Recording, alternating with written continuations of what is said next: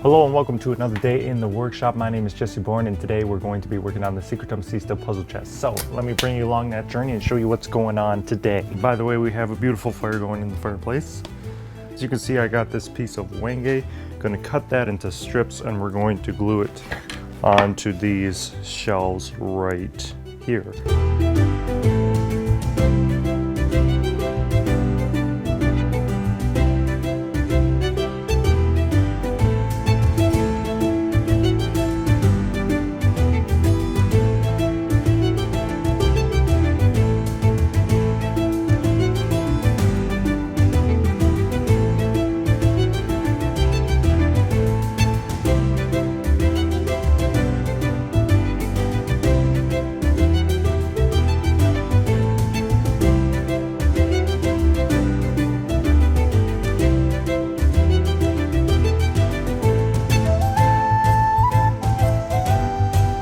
So we have a little bit of, I made a little bit of a mistake. What's that I got on my, there we go. As you would have seen in that scene, I was just gluing up those pieces, the wenge strips on these Baltic Birch shells, but I just ripped them off because here's the basic idea right here. This is the original, and you see this slice, this groove right down the center. I realized if we just glue on this strip afterward, we can slice that right down here with the bandsaw.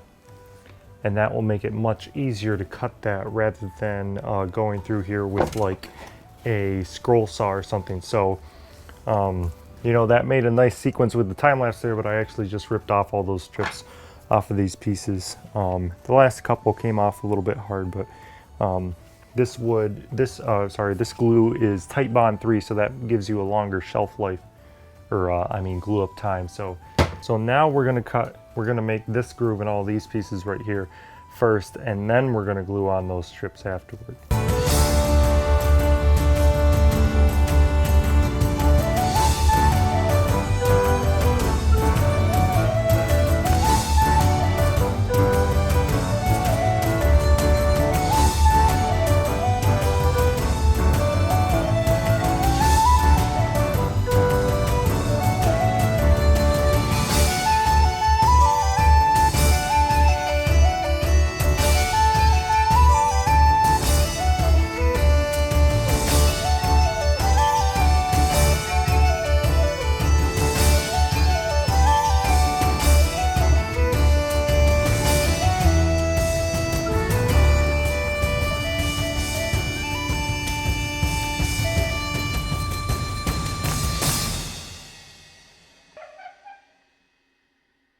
Drilled the hole right here with the drill press, and then I just cut on the bandsaw these two lines. Looks super nice.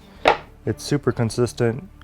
Put a good blade on your bandsaw so that it cuts nice. Just loving how this looks. There is a little bit of tear out on the back side just because I don't have a completely zero clearance insert plate on my bandsaw, but I'll just clean that up with a chisel. I wanted to get it t-shirt weather today to see if I could in here. It's only like, I don't know, 58 or outside or something like that, but yeah, it's up 80 degrees in here, so wood stove is definitely working, so that's a plus.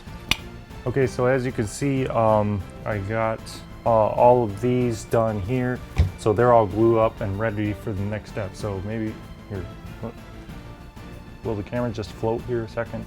There. Whew. Okay, good. All right, so for the next step, what we need to do is we need to put in these little drawer stops. So if you focus in real close, right up here, you see this is the original right here, and it has these drawer stops here. So these are the tracks where the drawer guides run right in the back of the drawer, and they just have that stop so that the drawers don't pull all the way out. Okay, so we need to make these parts right here, and we could just make them out of cherry like I did originally, because you're actually never going to see them, but like I did with the last one, I think I'm going to make them out of Padu, because that just makes such a nice contrast in there. It's just unbelievable, and all the parts are unbelievable around here in a certain sense of the word. Anyway, okay, so we're going to use the sled right here. We already have this piece cut to the right width and depth here so that it's a nice smooth transition. There, it's all flush. We're going to grab my handy dandy work stop 3000. And we're just gonna take our length here, take the length there, and then we're gonna transfer it over here. And there we go, we're all set up. Now here's a little trick. You'll notice after we glued up these wenge pieces on here, that there's gonna be a little bit of glue buildup right down in that crack there. So what that means is when we put these pieces in there, you'll notice a little bit of gap and there'll be a little variation from piece to piece right in there. So what I like to do is I like to cut these pieces at an angle so that they come right up close to that and there's no gap, so that there's no length variation based on the glue offset and you don't have to chisel all the glue out. How do we do that though without adjusting the blade on a sled like this? Is we simply just put this piece of this shim. It's like a door shim, you know, wood shim for windows or whatever. Just tape it right on there and then it'll look perfect and stuff. Anyway, no, it's really a good idea. We'll just grab some tape here. We'll just tape it like this. There.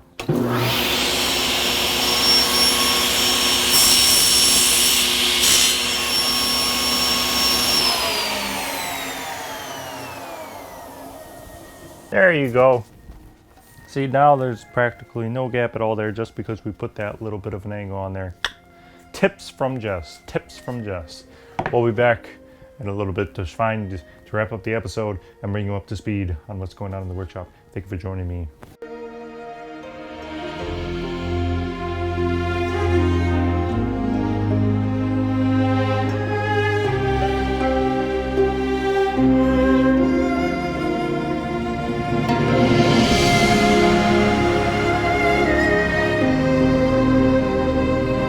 Okay, so now I have all those paddock drawer stops glued in place, and the next step is going to be flushing up this material here that's sticking out over the edge of the shelf.